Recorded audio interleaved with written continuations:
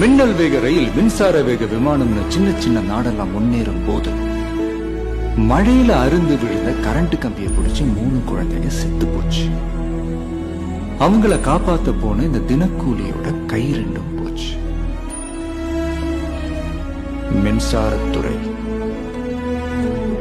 கேவலம் கொசு கடிச்சு ஒரே மாசத்துல 87 பேர் செத்து போன கொடுமை எங்கேயாவது நடக்குமா? டெங்கு ஃபீவர், இன்னொரு குழந்தை உயிருக்கு போராடிட்டு இருக்கு. இது போக்குவரத்து துறை, கல்வி, மின்சாரம், விவசாயம், இவங்க ஒவ்வொருத்தர் பின்னாடி ஒரு டிபார்ட்மெண்டே இருக்குமா? ஆட்சியில வந்து உட்கார்ந்துட்டா அந்த 5 வருஷம் என்ன வேணாலும் ஆடலாம்ன்ற அவனுங்களோட அந்த திமிரு அடக்கணும்னு தான் அப்படிதான் பண்ண. திரும்ப வந்தா திரும்பவும் அடிப்பேன். That's all. I don't care about anyone.